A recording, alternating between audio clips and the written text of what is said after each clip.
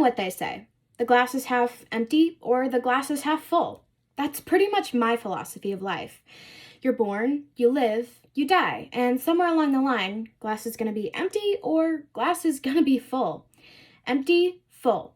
Empty, full. When we get older, we find ourselves facing challenges that we never expect. We have to learn to be independent and decide if the glass is half empty or half full. The Glass by Eric Bogosian. I remember when I was a little baby. Glass was definitely on the empty side. I didn't have much going for me when I was born. I was only about this big, very small, only weighed about 7 pounds, naked, crying, bald. Life was full of challenges. Learn to walk, learn to talk, use a spoon, tie my shoe, one thing after the next thing, after the next, after the next thing, after the next. I mean, I'm just this little baby, and they cut me no slack. Then it's get out of the house, kindergarten, high school, college. I mean, it's the same for everybody, right? Learn to drive, get a job, find a place to live, find a love. It's exhausting. And basically what happens is one day you find yourself in a store, buying a TV set, and you realize you've arrived. You're all grown up. You're an adult now. Glass is finally half full. Here's your TV. Go home and watch it. And then you have to make it in this world. And if you have any luck at all, you have some modicum of success and you get to do all of these adult things. You get to have a credit card. Here's your credit card. Get to go on vacation packages, have a barbecue now and then, and what else? A bigger TV with a remote control. Give a little power in your life. Get to be condescending to people younger than you. Get to enter the Publishers Clearinghouse contests. Subscribe to lots of stuff you don't really need, trying to put some hope in your life. But all you end up with is stacks of glossy magazines all over your house with little perfume inserts in them that you can peel apart so you can sniff the sweet smell of success and remain completely frustrated. And you do this. You do this for about 25 or 30 years. And then one day you look in the mirror and you realize your hair is getting a little thin and your stomach's not as flat as it used to be. And from that day on, all you can think about is how your hair is falling and your stomach's drooping. And basically, it just gets worse and worse until you're incontinent, mindless and drooling, stuck in a wheelchair in some fire trapped senior citizens' home next to an interstate highway. And your big thrill of the day is when they're serving strange peaches. And there's this moment, just as that fragment of peach runs down over your old, cracked tongue. And for that one moment, for that 2 or 3 seconds, everything is good again.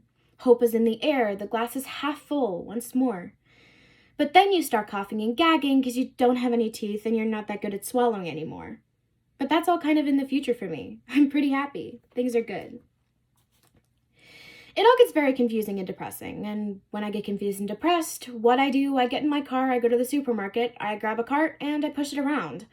I don't know, something about the supermarket makes me feel better. The environment is so clean and orderly air-conditioned. I mean, the name says it all. Supermarket. It's like where Superman goes to shop. And that's the way I feel as I push my cart around, my cape flying behind me, grabbing that bottled water from a melted glacier. Oh, only $5 a quart. That's reasonable.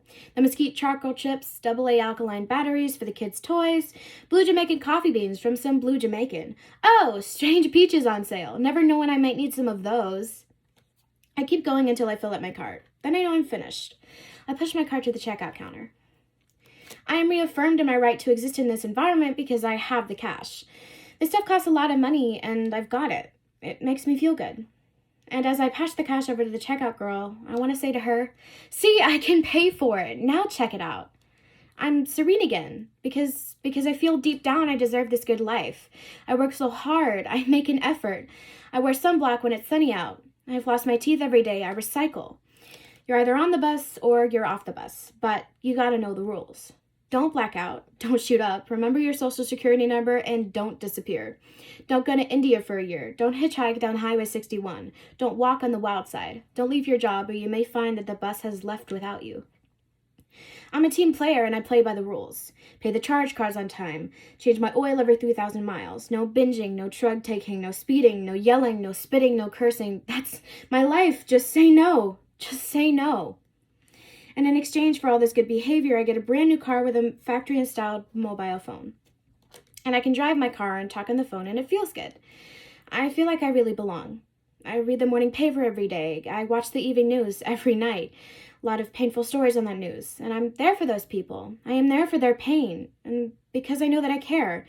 And I know that I'm concerned. My glass isn't just half full, it's overflowing. Because I love. Love is in my life. I love every single person in the whole world. I wish they were here right now so I could hug them. My glass is overflowing because the glass is the glass of life and it's filled with love. And I am drinking with relish from my glass of life, and that love is going down my throat into my body as it fills my soul. I'm doing the best that I can.